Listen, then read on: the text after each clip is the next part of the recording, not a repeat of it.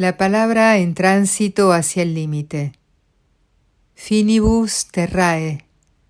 Alteración lingüística de la fragilidad reducida a un estado de indefensión, una violencia implosiva, fría, no destroza. La maquinaria temporal de la catástrofe no se expresa en la velocidad del estallido, sino que lo hace en la intensidad del desmembramiento, de la disolución, el daño. Diamel el Tit reescenifica el mito de la creación, dejando atrás la relación sujeto-objeto, abordando la posición excéntrica del arrojado fuera de sí, del arrancado. El yo, del cogito cartesiano, fundido en una excitación imparable, se erosiona descentrándose. Un habla disonante desplaza los ejes del escritor legislador que persigue un telos lineal a través de una dirección sintáctica, a la repetición inaudita de la saturación o del vaciamiento semántico, algo ocurre.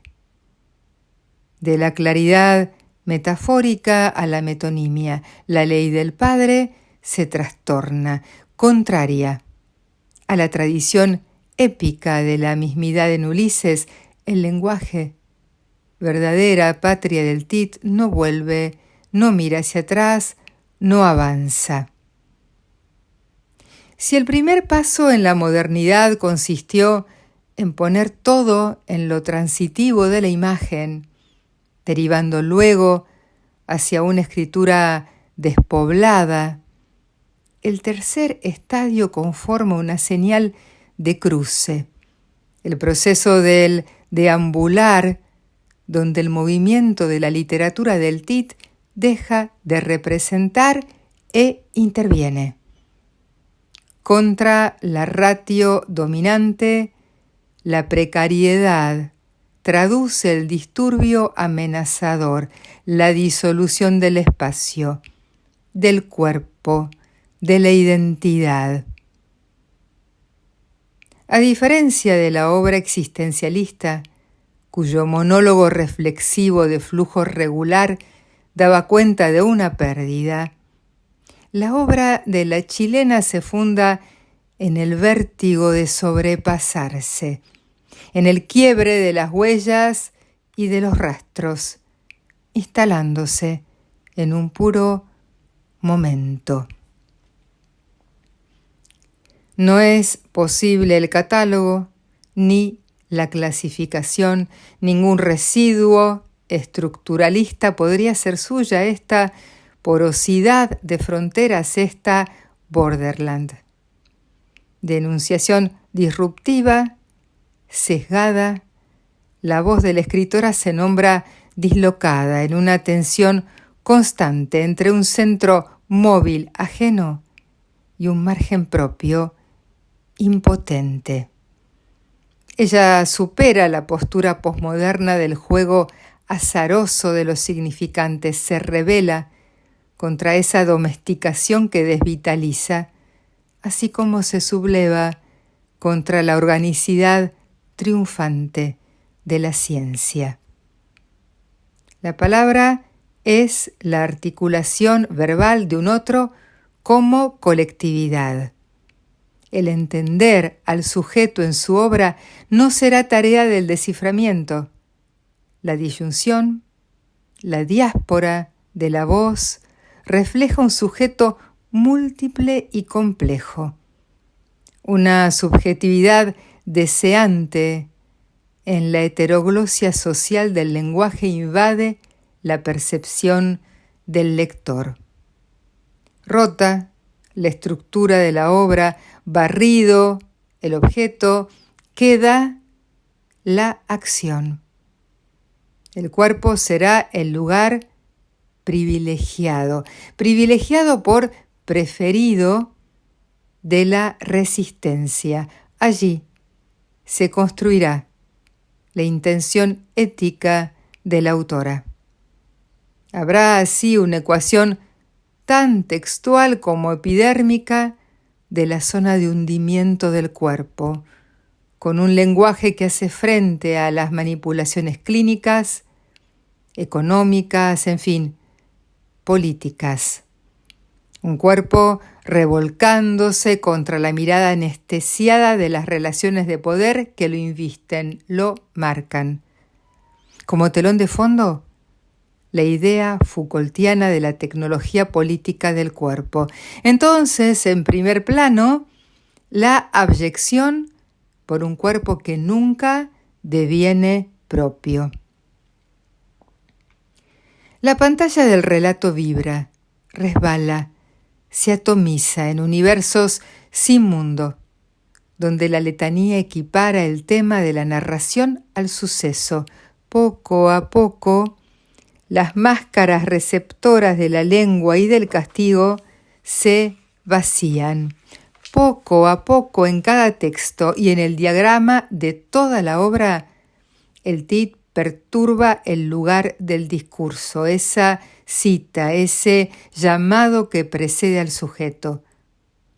Si personae era la máscara del actor, vacía la máscara, ya no queda nadie.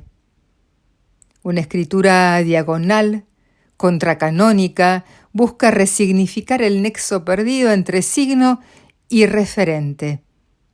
Más allá del lenguaje testimonial, objetivista, pero más allá también de una poética del desvío, la autora consolida su obra bajo la elección de un dispositivo semiótico abierto y permeable que recupera la referencia a una realidad histórico-social desde el reino de lo estético. Fiel a la concepción del artista como ser político, el texto mantiene una lucha agónica con el poder y quizá porque Diamela El Tit nació en Santiago de Chile en 1949, quizás porque junto al poeta Raúl Zurita y la artista visual Lotti Rosenfeld fundó el colectivo de acciones de arte a finales de la década del 70, quizá porque fue agregada cultural de Chile en México, ella dice: quiero hacer una obra sudaca, terrible y molesta. ¿O acaso, por sus diversos registros, visual, literario, cinematográfico, performativo, su narrativa haga uso de variados géneros literarios? Una difusión que no concluye en la pureza del género, llámese poesía, novela, texto o teatro, replantea la noción de territorio. La nación tendrá el habla disociante de la opacidad y un secreto será abstraído de la cifra codificada. Es el secreto de la grieta, de lo femenino abismándose, lo femenino en el orden de la verticalidad familiar, lo femenino o las otras formas de decir lo segregado, lo sometido. El cuerpo del disturbio frente a la vigilancia amenazante en los ámbitos del acoso y la claustrofobia. Al desarrapado solo le queda la idea del devenir. Así retoma la materia, vuelve a la matriz. El balbuceo rítmico, la fase preedípica que precede a lo simbólico, permanece como quiebre del lenguaje.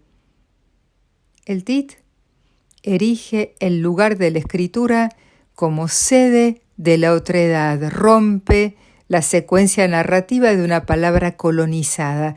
Entonces, familia, cuerpo o nación se volverán incómodamente indistintos en esa mirada que enfoca fuera de marco, retrato de una lengua silenciada desde la persecución hasta la despolitización.